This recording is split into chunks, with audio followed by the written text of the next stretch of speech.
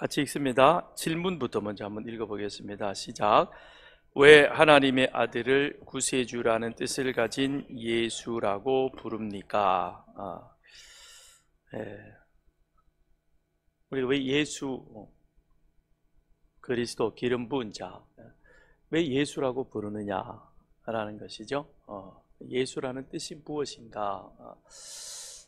예수 이름에 담긴 그 의미를 묻는 것이죠. 우리는 예수를 믿습니다.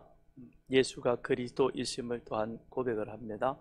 그렇다면 그 예수라는 그 이름은 무슨 의미를 지니고 있으며 그것이 우리에게 주는 의미는 또 어떤 것인가 하는 것을 우리가 함께 생각을 해보겠습니다. 그래서 우리가 사도신경을 보게 되어지면 사도신경의 제일 첫째가 나는 전능하사 천지를 창조하신 창조주 하나님을 믿습니다. 창조주 하나님에 대한 그런 고백. 그 다음에 나오는 두 번째 문장이 나는 그의 아들 우리 주 예수 그리스도를 믿습니다 라는 것이죠. 예수 그리스도에 관련되어진 부분입니다. 그 예수 그리스도에 관련되어진 것이 그 다음에는 그의 사역과 함께 같이 연결해서 우리가 생각을 해보게 되는 것이죠. 그래서 오늘은 29문에 대해서 함께 좀 생각을 해보겠습니다. 왜 하나님의 아들을 구세주 또는 구원자, 구주 다 같은 의미죠. 그렇게 뜻을 가진 예수라고 부르느냐. 근데 성경에서 그러면 예수라고 하는 것이 성경에는 어떻게 등장을 하고 있는가, 우리가 함께 좀 생각을 해보겠습니다. 예수님을 재판하던 빌라도가 예수님께 묻죠. 당신은 누구시오? 라고 묻습니다. 당신은 누구시오? 그러니까 내가 유대인의 왕이냐? 라는 그 질문, 그죠? 당신이 유대인의 왕이냐?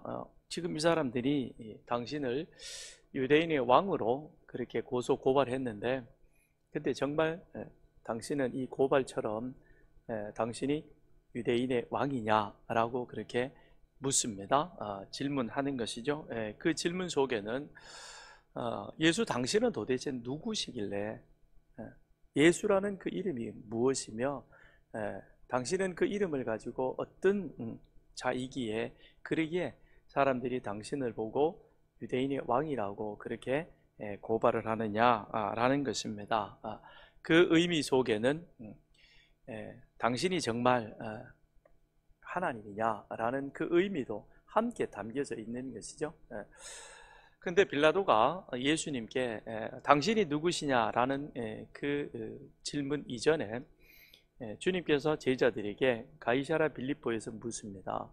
사람들이 나를 누구라 하느냐. 우리가 잘 아는 그와 같은 질문인 것입니다.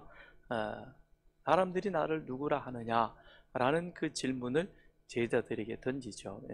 그 얘기는 사람들이 당신을 어떻게 정의해 가느냐라는 그 의미보다도 더 나아가서 내가 지금 너희들에게, 제자들에게 하는 말이죠. 너희들과 함께 같이 있으면서 내가 이 땅에 온 목적에 대해서 그렇게 가르쳤는데 정말 너희들은 이제 내가 십자가에 죽고 그리고 하나님의 그 구원의 약속을 이루실 그 순간 그 자리에 너희들도 함께 있느냐라는 그런 어떤 구속사적 질문이 그 속에 담겨져 있는 것이죠. 내가 누구이냐? 라는 그 질문. 너희들은 나를 뭐라고 그러느냐?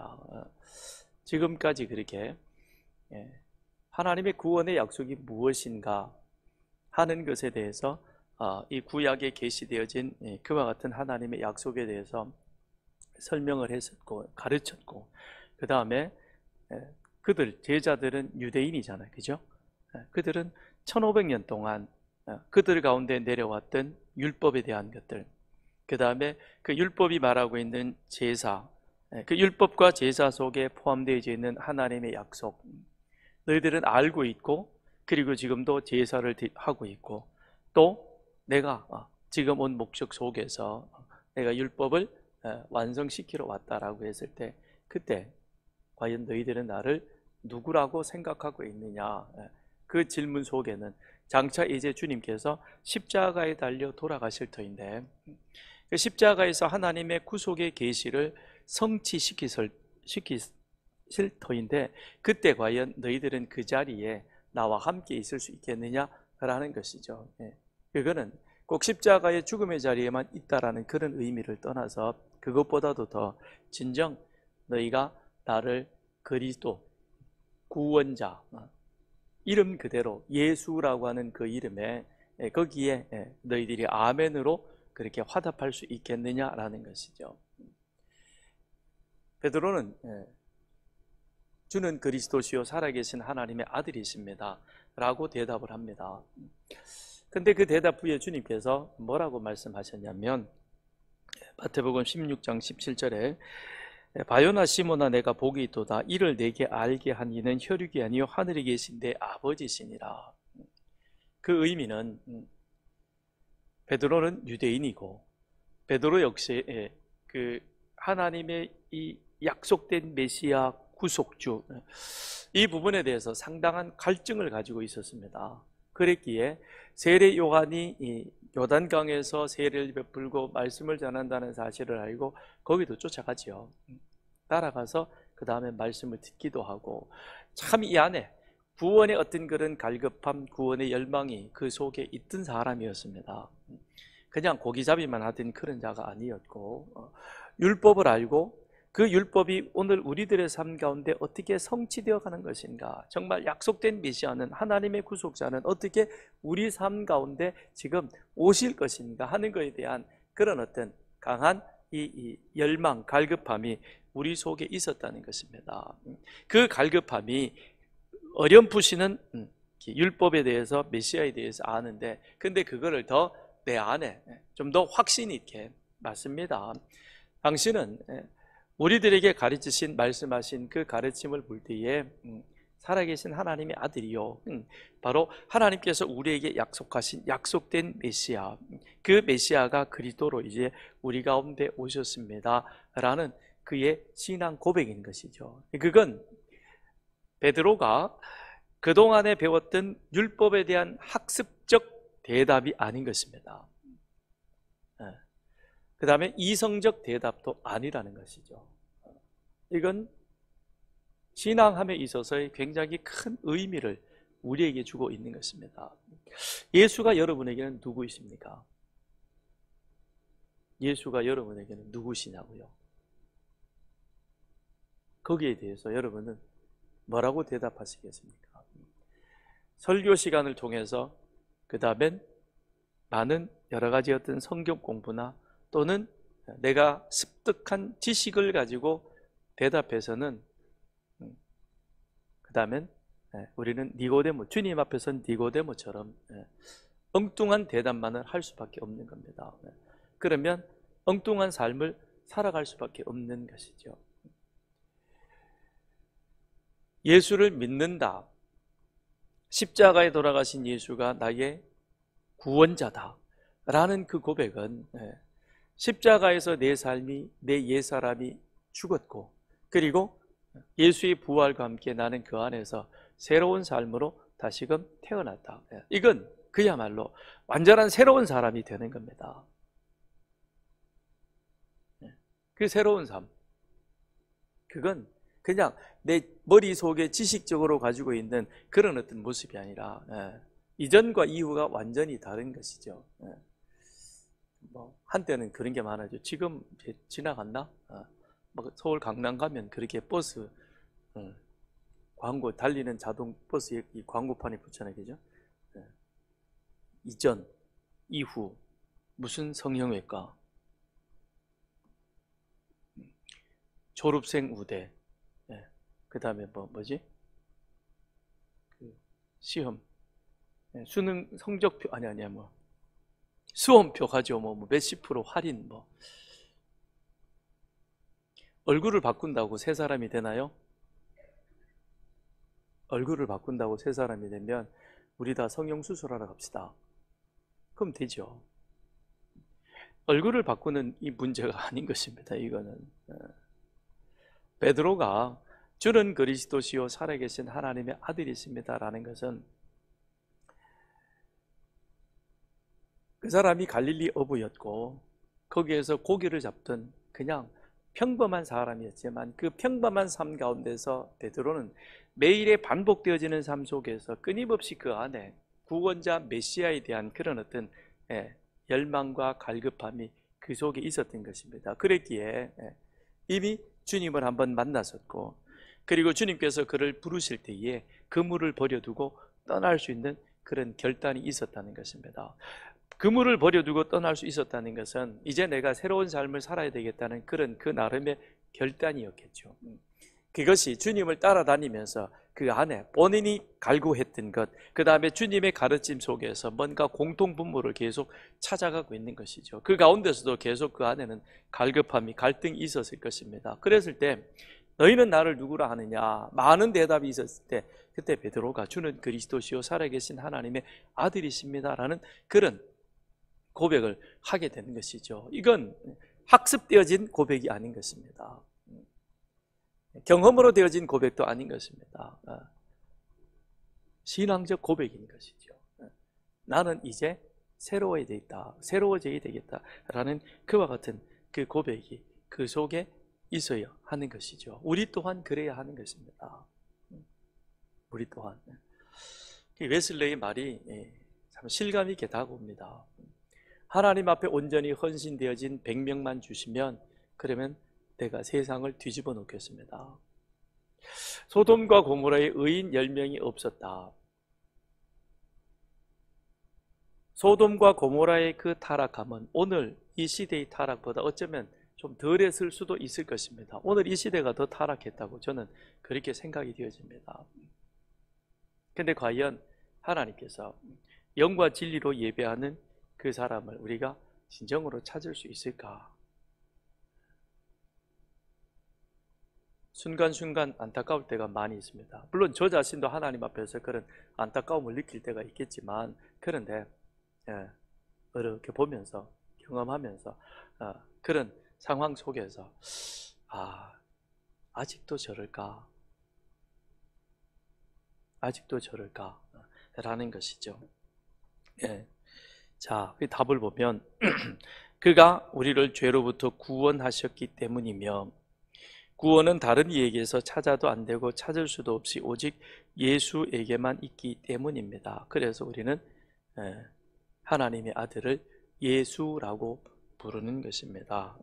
근데 이 예수는 하나님께서 그렇게 부르라고 명명하셨어요. 그렇죠? 마태복음 1장 21절 한번 볼까요? 하나님이 그렇게 그 이름을 지어주셨습니다. 마태복음 1장 21절 자, 시작. 아들을 낳으리니 이름을 예수라 하라. 이는 그가 자기 백성을 그들의 죄에서 구원할 자이심이라 하니라. 이름을 짓는다는 것은, 여러분, 이름을 짓는다는 것은 그건 특권입니다. 그죠? 가끔 이제 우리 그러잖아요. 뭐 이렇게 건물을 만들고 그래서 거기에 대해서 때로는 대통령이, 때로는 도지사가, 때로는 시장이 거기에 대해서 이름을 합니다. 그래서 명명식을 하게 되는 것이죠. 근데 사람이 태어납니다. 그러면 내가 자식을 낳으면 그 자녀의 이름을 누가 지어요? 부모가 지어요. 그렇죠? 내 자녀의 이름을 장명소로 가져가는 어리석음이 없기를 바랍니다. 하나님이 나의 가정에 우리에게 주신 자녀인데 그걸 왜 엉뚱한 사람한테 가까워가지고 사주팔자. 우린 다 좋은 팔자를 가지고 태어났습니다. 그렇죠? 하나님이 지으신 모든 것이 보시기에 특별히 사주팔자 좋은 사람이 있고 나쁜 사람이 있어요? 없어요. 근데 엉뚱한 데 속지 말고 그런 데 가서 쓸 돈이 있으면 차라리 옆집 친구랑 같이 맛있는 음식이나 먹고 그래요. 뭐하러? 그러니까 하나님이 우리 가정에 주신 그 자녀, 거기에는 부모의 소망과 또는 어떤 여러 가지 그런 어떤 바람을 담고 거기에 그 이름을 주는 겁니다. 근데 지금 자 우리가 잘 알고 있는 내용이죠, 그죠? 예, 마리아가 요셉과 약혼한 상황에 있었는데 그런데 어느 날 성령이 그에게 내가 영으로 성령으로 그렇게 잉태하였는 임신하였느니라고 말합니다. 마리아가 말하죠. 나는 남자를 알지 못하지만 그러나 주의 뜻대로 이루어지이다라는 그런 신앙 고백을 합니다. 그런데 그 사실을 나중에 요셉이 알게 되었습니다. 그래서 요셉이 오늘 본문에 보면 의로운 사람이라 그랬습니다. 그래서 이걸 문제 삼지 않고 그냥 조용하게 일을 정리했으면 좋겠다라고 그 마음속에 결정하고 있을 때 하나님의 사자가 요셉을 찾아옵니다.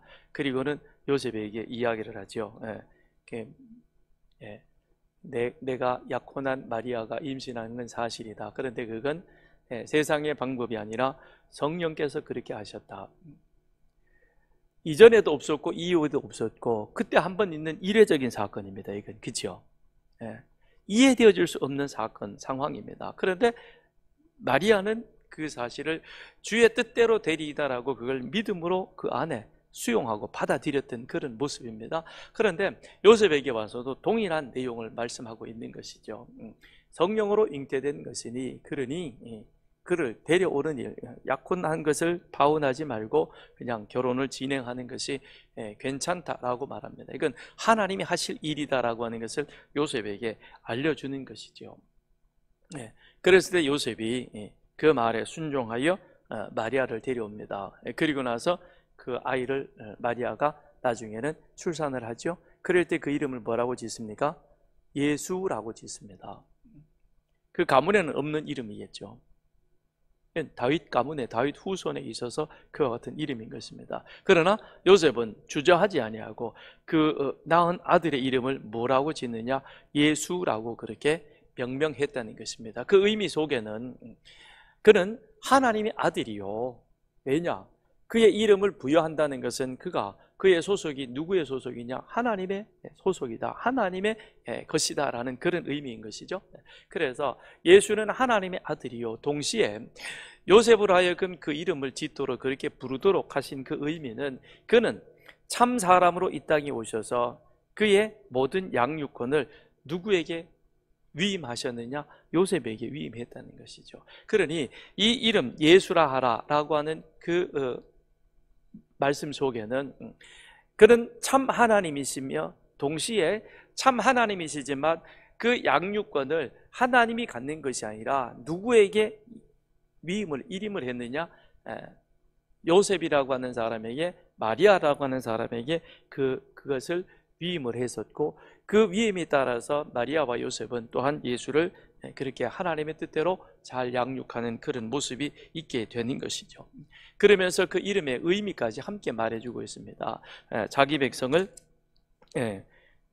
그들의 죄에서 구원할 자이시다 라는 것입니다. 그런데 이 예수는 이미 구약에 보게 되어지면 그 이름이 등장을 합니다. 구약에서는 여호수아인 것이죠. 여호수아, 히브리어는 여호수아요. 그것이 헬라어 음력으로 한다면 예수가 되는 것입니다. 그럼 여호수아는 여호와는 구원이시다라는 의미를 담고 있는 것이죠. 그러니까 예수라고 하는 그 이름 속에 하나님이 구원하신다. 여호와는 구원이시다. 그래서 자기 백성을 그들의 죄에서 구원할 자이다. 그는 소속이 어디 소속이냐? 하나님의 아들, 하나님의 자녀, 하나님의 아들 성자 하나님이신 겁니다. 그런데 동시에 그에게 이 땅에 태어남의 목적은 바로 자기 백성을 그들의 죄에서 구원할 자. 그러니까 예수가 이 땅에 오신 목적은 다름 아닌 하나님께서 약속하신 그 약속된 계시를 이 땅 가운데 십자가에서 하나님의 어린 양이 되셔서 그 뜻을 성취하시기 위하여 이 땅에 오신 것이라는 것이죠. 그래서 시편 130편에 보면 그가 이스라엘을 그의 모든 죄악에서 속량하시겠다라고 하십니다. 속량하신다라는 그 의미는 우리가 여긴 지극히 기독교적인 용어인 것이죠. 대속, 구속, 속량, 구원. 이거는 기독교에서만 사용하는 그와 같은 용어인 것입니다. 나의 죄를 대속하사 찬양도 있죠. 그 다음에 또 우리 구속하신 구세주 그런 찬송가도 있습니다. 대속이라든지 구속이라든지 속량이라든지 그 다음에 구원이라든지 이건 다 같은 의미인 것입니다.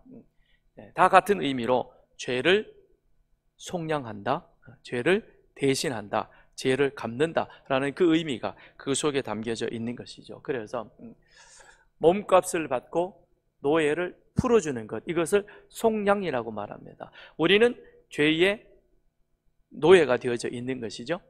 그런 우리들에게 하나님께서 우리 대신 죄값을, 우리의 몸값을 사탄에게 지불하는 겁니다.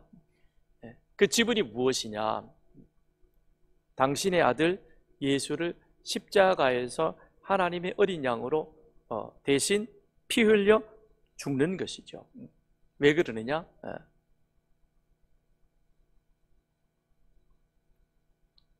죄는 반드시 피를 요구한다는 것이죠. 죄는 피가 흘려 피 속에 생명이 있는 것이고, 그 생명을 속량하기 위해서는 피를 흘려야만 하는 것이고, 그래서 그것이 1500년 동안 하나님께서는 율법과 제사, 제도, 성막을 통해서 이스라엘 백성들에게 그거를 예표로 보여주셨던 것입니다. 그 예표되어진 것이 이제는 실질적으로 예수님께서 하나님의 어린 양 되셔서 십자가에서 죽으심으로 말미암아 우리의 죄를 대신 그 안에서 죄값을 치러 주신 것이죠. 그래서 주님께서 다 이루었다라고 하는 것, 그것은 다 치루었다, 테텔레스타이, 죄값을 갚았다라는 그런 의미가 되는 것이고, 그렇게 우리 주님께서 나의 죄값을 속량해 주심으로 말미암아 그리하여 죄 가운데 죽어야 한 우리들이 주님께서 살아 부활하실 때 죄값이 치러졌기 때문에 이제는 우리가 새로운 사람으로 새로운 모습으로 그렇게 구원받는 그런 은혜를 누리게 되는 것이죠. 이건 우리 주님께서 그 이름이 가지고 있는 그 의미다라고 하는 겁니다. 그런데 그러면 우리 주님은, 예수님은 유대인들만의 죄를 위하여 이 땅에 오셨느냐? 그건 아닌 것이죠. 마태복음 8장에 보면 예수님께서 한 백부장을 칭찬하십니다. 자기 종이 병들어 있습니다. 중풍병이 걸렸습니다. 그랬더니 그걸 안타까워해서 그 백부장이 주님께 나와서 자기 종을 그 중풍병에서 좀 고쳐주시면 안 되겠느냐 그렇게 간구하죠. 그랬을 때 주님께서 그 백부장을 보면서 그 백부장의 믿음을 칭찬하십니다. 그러면서 마태복음 8장 11절에 또 너희에게 이르노니 동서로부터 많은 사람이 이르러 아브라함과 이삭과 야곱과 함께 천국에 앉으려니와. 그러니까 주님께서 이 땅에 오시는 것은 아브라함과 다윗의 후손으로 오시고, 하나님께서 아브라함에게 약속하셨던 그 약속에 따라서 이제 이 유대인들을 죄에서 구원하는 그와 같은 모습으로 예수를 보내셨지만, 그러나 그 예수는 유대인만의 구원을 위해서 오신 것이 아니라 동서로부터 많은 사람이 함께 같이 누구와? 아브라함과 이삭의 후손과 더불어 함께 천국에 앉으리라. 그러므로 이 땅에 유일한 구원자는 오직 예수밖에 없다는 것입니다. 그래서 그 다음에 이제 제 30문에 가서 보면 그 내용이 나오게 되어지는데요. 다음 시간에 이제 우리가 공부를 할 때인데 30문에 보게 되어지면 소위 성인들이나 자기 자신 또는 다른 곳에서 구원을 찾는 사람들도 진실로 유일한 구세주 예수님을 믿고 있는 것입니까? 라는 질문인 것이죠. 그러니까 29문하고 30문하고 사실상 연결되어져 있는 그와 같은 질문인 것이죠. 그래서 예수는 구원자이시다. 그래서 29문에서는 예수가 유일한 구원자이시다. 그런데 만일 우리가 다른 어떤 사람을 그렇게 구원자로 그렇게 생각한다면 그것은 잘못되어진 것이다. 이것이 30문에서 30번째 질문에서 우리에게 주고 있는 그와 같은 답이 되는 것이죠. 그래서 오직 예수만이 우리에게 있어서 유일한 구원자이다. 그래서 베드로도 그러고 바울도 그러고 우리에게 있어서 예수 외에 다른 구원 얻을 만한 이름을 주신 일이 없다. 그래서 예수를 믿어야만 나와 우리 가족이 함께 구원받는 그런 귀한 은혜를 누리게 될 것이다 라고 그렇게 말씀하고 있는 것이죠. 그런데 이 구약에서는 이미 예수님이 이 땅에 오셔서 그가 우리를 죄에서 구원할 그와 같은 사역에 대한 것들을 의미해 주고 있는 두 사람이 등장을 하죠. 그것이 바로 모세의 시종이었던 눈의 아들 여호수아이고, 그 다음에 또 한 사람은 대제사장 여호사닥의 아들 여호수아입니다. 둘 다 여호수아라는 그 이름입니다. 여호수아, 여호와는 구원이시다. 이것이 신약의 예수를 예표하고 있는 그런 이름인 것이죠. 그러면 눈의 아들 여호수아는 우리가 잘 알듯이 그는 모세의 뒤를 이어서 이스라엘 백성들을 약속의 땅 가나안으로 인도해 가는 겁니다. 그렇다면 이 땅에 오실 예수님의 그 사역 가운데 하나가 십자가에 죽으시지만 십자가의 죽으심으로 단순히 그것이 그의 사역이 끝나는 것이 아니라 그 예수님의 이 땅에 오셔서 십자가의 길을 가신 그 의미는 우리를 십자가에서 당신이 우리의 죄값을 대신 속량해 주심으로 인하여서 이스라엘 백성들을 애굽에서 불러내어서 그 다음엔 광야를 통해서 가나안 땅으로 그들을 인도하여 약속된 하나님의 약속된 땅으로 인도해 가심 같이 예수 또한 동일한 모습으로 우리를 하나님의 약속된 천국으로 인도할 바로 그와 같은 메시아라는 것입니다. 그래서 우리는 예수를 그리스도라고도 하고 메시아라고도 그렇게 칭하는 것입니다. 그건 바로 우리를 어디로 인도해 가는 자냐? 천국으로 인도해 가는 그와 같은 자이다는 것이죠. 동시에 대제사장 여호사닥의 아들 여호수아이다. 대제사장, 구약에서의 대제사장은 그는 백성과 하나님 사이의 중보자 역할을 감당합니다. 제사장이라 할지라도 하나님의 임재하심을 상징하는 지성소에는 절대 들어갈 수가 없습니다.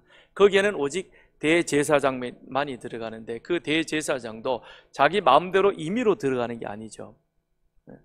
반드시 하나님이 정하신 그 법대로 따라야 하는 겁니다. 그래서 일곱째 달 10일에 그리고 일곱째 달 10일에 들어가더라도 대제사장으로서의 복장을 잘 갖추고 그 다음에 자기를 위하여 먼저 속죄제를 드리고 번제를 드리고 그런 다음에 들어가서 백성의 죄를 대속받아 나오는 그런 의식을 7월 10일 대속죄일에 행하게 되는 것입니다. 그러니까 대제사장이라고 하는 그 자리는 사실 백성과 하나님 사이의 중보자의 역할인데, 그런데 그건 생명을 내놓고 하는 자리인 것이죠.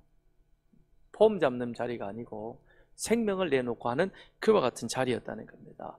그래서 만에 하나라도 하나님의 규례와 법도를 어기면 하나님의 선택받은 대제사장이만 죽는 거예요. 그건 우리가 교회 안에 직분도 그런 겁니다. 이 직분은 설렁설렁 할 게 아닌 거고 매 순간 우리는 긴장된 가운데 그 일을 해야 하는 겁니다. 오늘 예배도 마찬가지예요.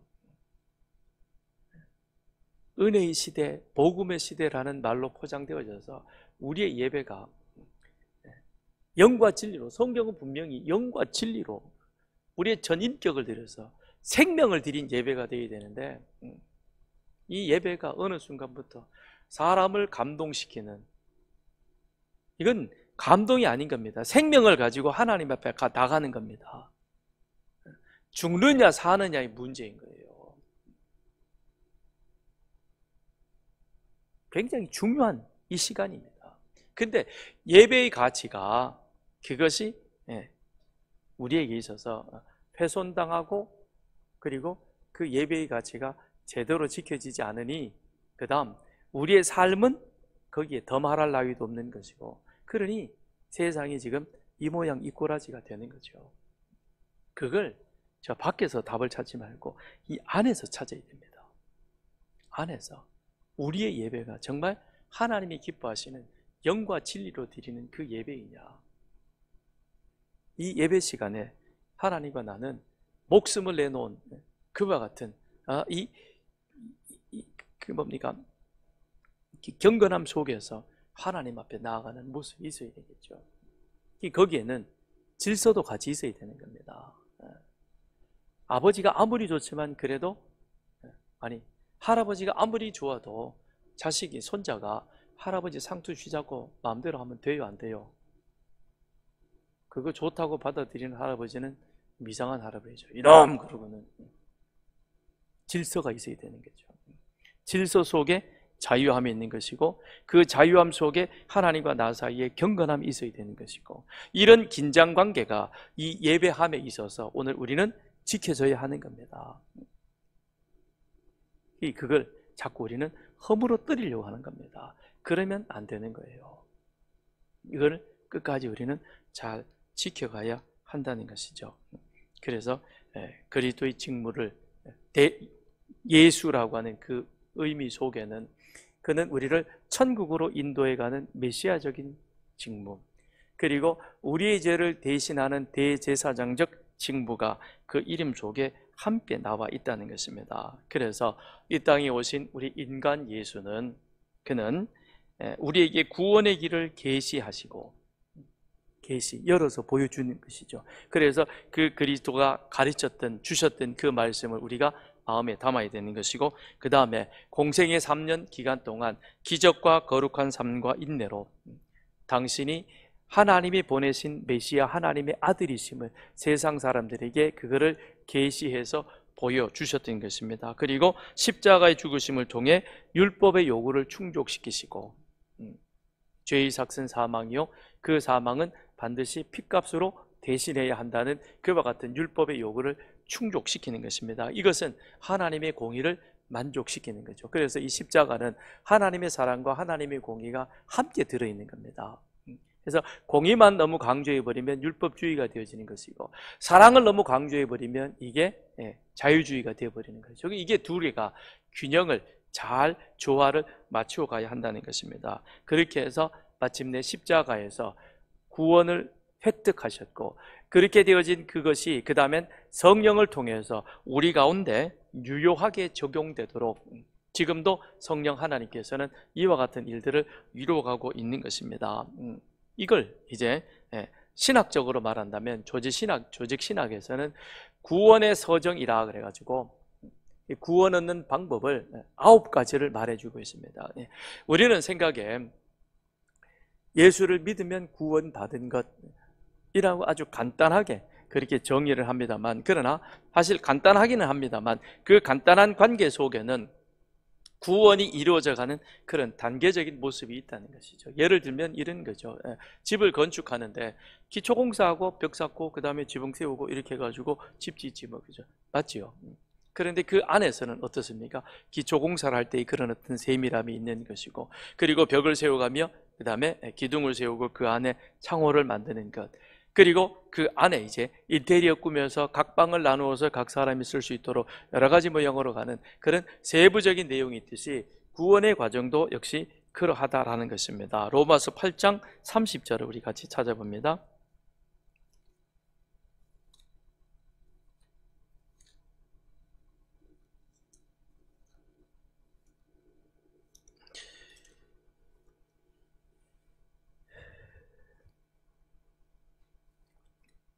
로마서 8장 30절 시작. 정하신 그들을 또한 부르시고 부르신 그들을 또한 의롭다 하시고 의롭다 하신 그들을 또한 영화롭게 하셨느니라. 이미 우리가 다 이렇게 그래도 이렇게 뭉뚱그려서 알고 있는 내용이지만 조금 더 자세하게 오늘 한번 좀 들여다보면 우리의 구원이라고 하는 것이 하나님께서 얼마나 그렇게 세밀하게 그리고 또 조직적이고 체계적인 그런 과정과 단계를 이루어서 우리 가운데 이루어졌는가, 그와 같은 하나님의 그 구원 계획에 대하여 우리는 또 어떻게 반응해야 하는가 하는 것을 우리가 함께 좀 생각을 해보겠습니다. 첫 번째 보면 하나님께서 또한 그들을 미리 정하신 그들을 부르시고 그랬습니다. 그래서 부르심이라는 것이죠. 때로는 이것을 우리는 바울은 에베소서에서 예정이라고도 그렇게 표현하고 있는 것입니다. 부르심이라는 것은 우리가 영혼사랑 축제를 하든 아니면 전도폭발 훈련을 할 때 나가서 복음 제시하고 누군가에게 복음을 전하는 것이죠. 우리 땅에 언더우드 아펜셀라 선교사가 이 땅에 오셨던 것, 그 다음에 그 복음을 받았던 우리들이 아직도 복음을 알지 못하고 듣지 못했던 그들에게 나가서 이 복음을 전하는 것, 이것이 바로 하나님의 부르심이다라는 것입니다. 그래서 복음을 듣지 못한 사람들에게 가서 복음을 듣도록 하는 것, 이게 구원의 서정의 제일 첫 단계가 되는 것입니다. 그러니까 하나님의 콜링, 부르심이 있다. 그 부르심이 그 다음에는 중생으로 가게 되는 것입니다. 복음을 들었을 때에 성령께서 그 사람 안에 하나님께서 새로운 생명이 태어나도록 역사하신다라는 것입니다. 하나님을 알지 못했던, 하나님이 어떤 분인가, 하나님께서 예수라고 하는 그 사람을 통해서 우리에게 이와 같은 구원의 계획을 갖고 계셨구나, 이 사실을 우리는 모르고 그냥 막연하게 하늘에 있는 신 하느님, 그 정도로 우리는 대충 알고 있었는데, 그게 아니라 복음을 통해서 복음 제시를 할 때 은혜 인간 하나님 그리스도 예수라고 하는 이 5가지 내용들이 전해지잖아요. 그럼 거기에 보면 그 하나하나가 다 이와 같은 하나님의 구원 계획 속에 들어 있었다는 것입니다. 그 사실을 들을 때에 내 안에 무슨 생각이 들게 되어지느냐? 아, 나는 그런 존재였구나, 죄인이었구나. 그런데 이 세상을 창조하신 하나님께서 나에 대한 그와 같은 계획, 구원 계획을 가지시고 이는 그 아들 예수를 이 땅에 보내셔서 나로 하여금 그 사실을 이제 듣게 하셨구나, 그것이 하나님의 은혜였구나 라는 사실을 깨닫게 되는 것이죠. 근데 이게 부르심 중생 단계적으로 탁탁 인식하도록 되어 있냐? 그렇진 않다는 것이죠. 여러 번 여러 차례 누구를 통해서라도 예수에 대해서, 복음에 대해서 이렇게 저렇게 접하고, 그런 가운데 마치 우리 안에 나도 모르게 뿌려진 그 복음의 씨앗이 시간이 지나가면서 여러 가지 상황 속에서 점점 그것이 이렇게 저렇게 성장하고 자라가면서 그 안에서 마침내 교회, 예수, 세상을 이렇게 사는 것인가? 이러다가 끝나는 것인가? 아니지? 마지막이 있다는데 그러면 어떻게 될까? 이런 어떤 복잡한 질문, 그 안에 갈등 속에 그래, 예수 믿어야 구원받고 천국 간든 영생을 얻는다든지 얻는다고 했지, 이런 이 안에 이것들이 이제 싹이 자라나게 되는 것입니다. 그 사실이 그 다음엔 성령이 우리로 하여금 어느 자리로 이끌어가느냐? 회개하게 하는 것이죠. 그래서 말씀을 들을 때에 내 안에 내가 지금까지 살아왔던 이 삶의 모습이 얼마나 엉터리였고 내 중심적이고 인간적이었다 하는 사실을 알게 되고, 그것이 내 안에서 깨달아질 때 그때 나를 지금이라도 불러주신 그 하나님의 은혜에 그것이 너무너무 감사해서 그리하여 우리 안에 그런 회개의 모습이 나오게 되는 것이죠. 내가 얼마나 교만했던가, 내가 얼마나 거만했던가, 내가 얼마나 내 마음대로 살아왔던가 하는 사실을 이제 알게 되는 겁니다. 그래서 하나님께서 야곱에게 세겜에 머물러 있으면서 여전히 야복강에서 하나님을 만나기는 했지만 그 안에 참된 그런 거듭남, 이것이 그 안에 온전하게 자리하지 못했던 그 야곱에게 하나님께서 뭐라 그러십니까? 세겜을 떠나 베델을 올라가라 그러죠. 그랬을 때 야곱이 했던 행동이 모든 옷가지와 그 다음에 여러 가지 금붙이와 신상들을 나무 밑에 묻어버리고 그리고는 떠나 올라가는 겁니다.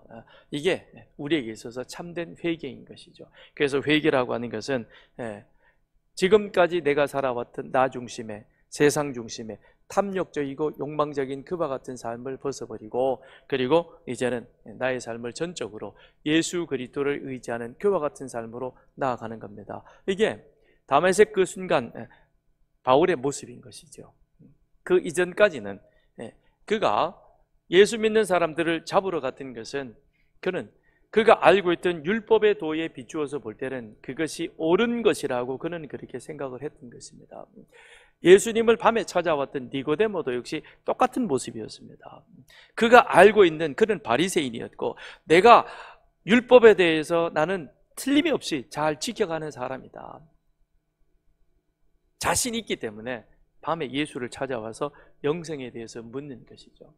그런 니고데모에 대해서 뭐라고 주님 말씀하십니까?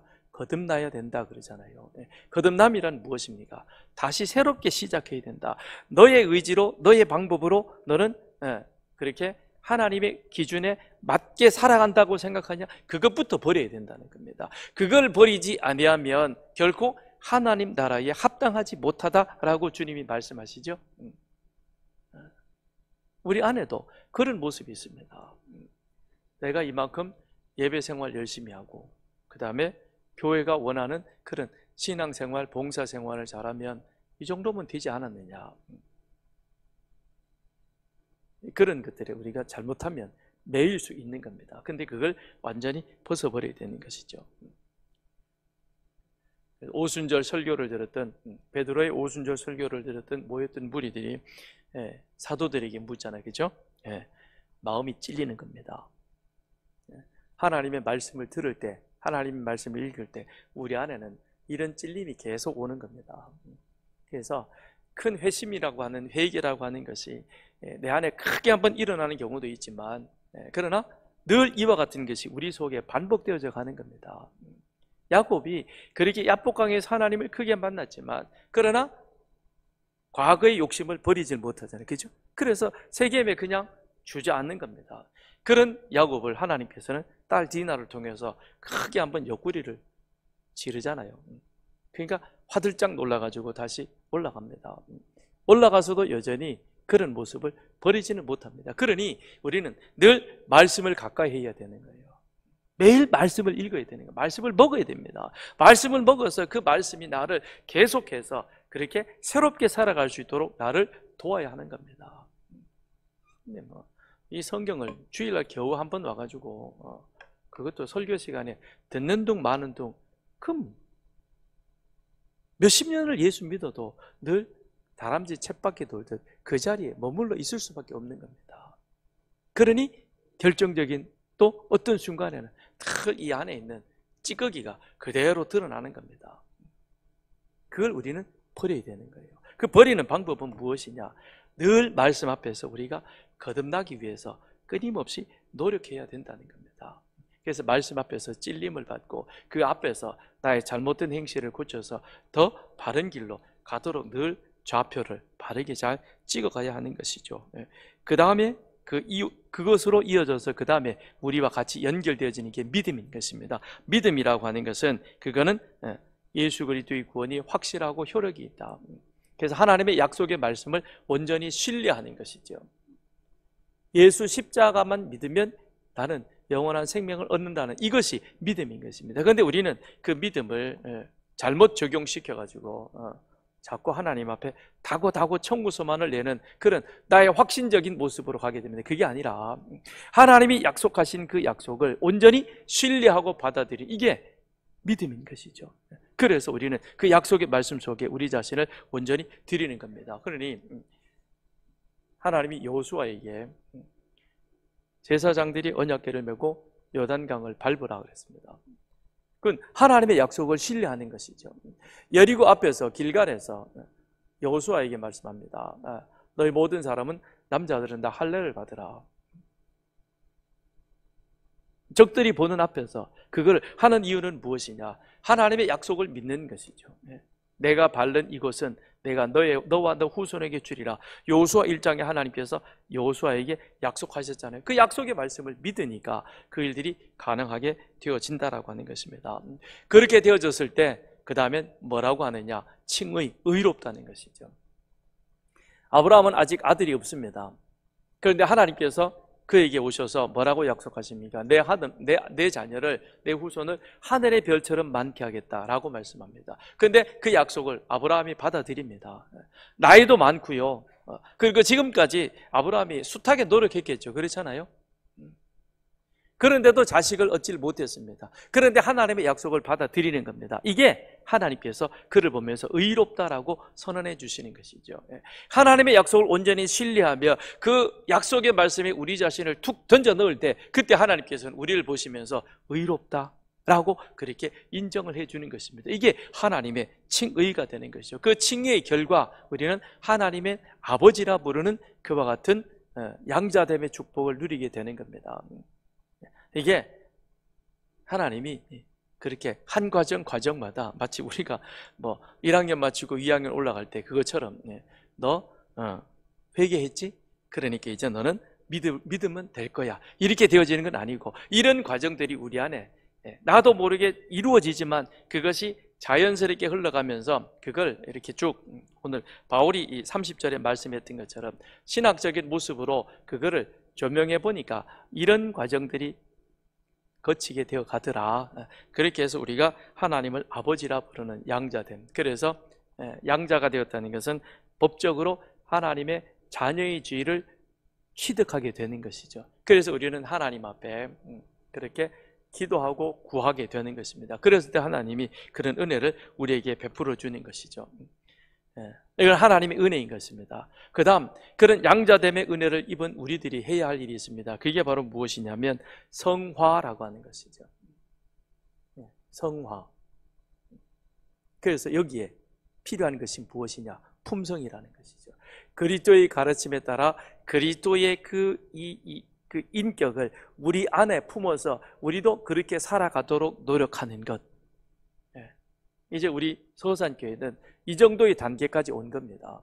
그동안 많이 말씀을 배워가면서 말씀으로 우리 안에 자꾸 영양분을 집어넣어서 그리하여 말씀 안에서 더 하나님을 온전히 신뢰할 수 있는 그 말씀 안에서 우리 자신의 모습을 되돌아보면서 나의 인간적인 모습을 계속해서 깎아내었고, 그래서 이것이 이제는 진짜 그리스도의 가르침을 따라서 더 성화되어가는, 태어난 어린아이가 처음부터 바르게 되어질 수는 없습니다. 그런데 부모로부터 부모를 신뢰하고 부모의 가르침을 따라가고 부모의 그 인도함을 따라갈 때 이것이 맞는 것이다. 그렇다면 나는 부모를 어떤 모습으로 대하는 것이 옳고 바른가 하는 것을 그때부터 이제 그 안에서 점점점 습득되어 가는 것처럼 이게 바로 성화이다라고 하는 것입니다. 그래서 그리스도의 새 성품으로 빚어져 가는 것입니다. 오늘 우리들에게 한국 교회에 필요한 것은 바로 이런 부분입니다. 세상에 나가서 내가 거룩하니 너희도 거룩하라 그랬으면 명함에 어느 교회 안수집사, 어느 교회 장로 이거 찍어 다니는 게 그게 거룩이 아니고 세상 사람들 눈에 정말 다르게 사는구나, 그 다름이 무엇인가라고 하는 것을 그들에게 보여줘야 되니, 그래서 그들로 하여금 우리도 저렇게 살아가야 되겠다라고 하는 것을 보여주는 거죠. 그게 소금이고 빛인 것이죠.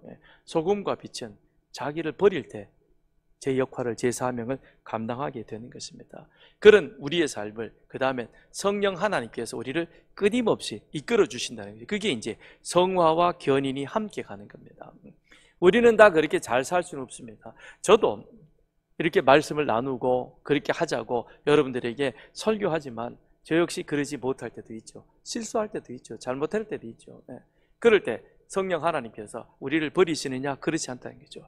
끊임없이 마치 자녀가 잘못하면 부모가 계속해서 그 하나님의 사랑으로, 하나님 마음으로 그 자녀를 사랑해주고 그 다음에 용기를 주고 이렇게 세워주고 함께 가도록 도와주는 것처럼 성령 하나님께서 우리를 그렇게 도와주시는 겁니다. 그래서 그만 자라, 기도할 때 아니냐, 지금이 기도 안 하면 언제 기도할래?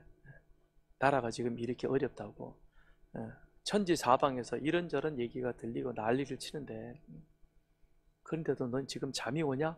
성령 하나님 우리 귓가에 소곤거립니다. 그 소리 들리죠? 안 들리세요? 들으셔야 됩니다. 지금 기도할 때죠. 지금이 깨어 기도해야 될 때이죠. 내가 원하는 대로 되어달라고 기도하는 것이 아니라 정말 하나님이 우리들에게, 그리고 이 나라에 원하시는 모습이 무엇일까, 그걸 위해서 우리가 진짜 기도해야 할 때인 것입니다. 이 성령이 우리에게 와서 그렇게 우리를 다그치는 겁니다. 돕는 겁니다. 성도의 견인인 것입니다.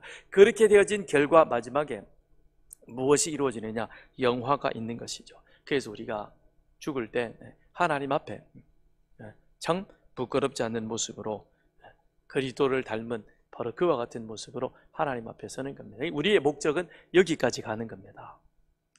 구원받아서 하나님을 온전히 신뢰하고 그 하나님의 말씀대로 우리가 이제는 거듭난 자로 살아가는 그 삶이, 그것이 성령 하나님의 그 이끄심과 인도하심과 도우심에 우리가 같이 발맞추어서 그리하여 하나님 보시기에 영화로운 바로 그와 같은 사람으로 되어지는 것. 그 일을 위해서 우리 주님께서 이 땅에 오셨습니다. 그래서 우리의 죄를 대신해서 십자가에 죽으셔서, 그래서 우리는 그 이름을 예수라고 부르는 겁니다. 예수는 단지 우리를 그냥 천국에 가는 그곳 티켓으로만 주는 것이 아니라 예수라고 하는 그 이름 속에 이런 구원의 전 과정이 쭉 연결되어져서 지금 우리는 어디까지 가고 있습니까? 어느 정도까지 지금 가고 있느냐는 것이죠. 그 과정 속에 정말 영화를 위하여, 영광을 위해 나아가는 그런 우리들이 되어야 할 것입니다. 밤에 니고데모가 조용히 찾아왔습니다. 잘난 척 하려고 왔겠죠. 한편 마음의 갈등도 있었겠죠. 나도 그래도 율법적으로 잘 살던 바리새인이요, 그리고 나는 사내들인 공회원인데 진짜 부족함이 없이 나 정말 열심히 잘 한다고 살았는데, 그런데 예수님의 가르침을 보면 뭔가 찔림이 있는 것이죠. 그러니 니고데모가 예수님을 찾아와서 묻는 겁니다. 그 니고데모에게 주님께서 말씀하시죠. 거듭나야 한다. 거듭나야 한다는 그 표현을 니고데모에게 씁니다. 왜 그럴까요? 율법을 잘 알고 있는 사람입니다. 그리고 그는 그렇게 흠이 없도록 열심히 살려고 노력해 왔던 사람입니다. 그런데 너의 의로운 행위로는 결코 하나님 나라에 합당하지 못하다는 겁니다. 그러니 거듭나야 된다라고 하는 그 의미 속에는 이 구원의 서정이라는 9가지 그런 과정들이 그 속에 다 담겨져 있는 것이죠.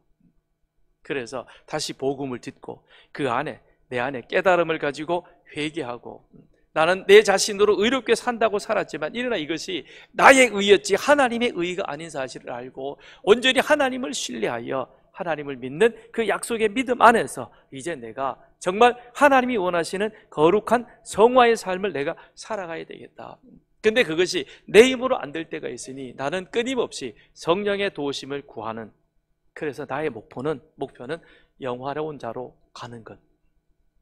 그것이 주님께서 니고데모에게 했던 거듭남의 비밀이라는 것입니다. 우리 또한 그러해야 할 것입니다. 그런 삶으로 우리가 나아가는 여러분과 저가 되기를 바랍니다. 우리가 부르는 예수 이름 속에는 이런 귀한 하나님의 그런 은혜와 진리가 있음을 알고 이제 우리 함께 같이 기도하겠습니다. 예수, 하나님이 우리에게 예수를 보내주지 않으셨다면 우리는 죄와 사망의 노예가 되어서 지금도 그것을 벗어나기 위해서 세상적인 방법을 찾아갔을 것입니다. 인간적인 시도를 했을 것입니다. 그런데 참 감사하게도 하나님께서 우리에게 예수를 믿는 믿음을 허락하여 주셔서 그리하여 예수를 믿음으로 말미암아 내가 어떤 존재인가를 알게 되었고, 그리고 그 안에서 내 잘못된 것을 회개하고 예수 그리스도를, 하나님의 약속을 온전히 신뢰할 수 있는 그런 믿음 주심을 감사합니다. 늘 하나님 말씀 앞에서 깨어있는 자가 되게 하시고 그 깨어있는 속에서 우리는 그리스도의 가르침을 따라 날마다 성화되어가는 그런 복된 삶을 살아가는 우리 모두가 되게 하여 주옵소서. 특별히 2025년 이 한 해는 정말 주님이 원하시는 그런 그리스도의 품성을 온전히 갖춘 그리스도의 제자로 온전하게 세워져 갈 수 있는 우리 모두가 되게 해 주옵소서. 우리 같이 함께 이 시간 하나님 앞에 기도합니다.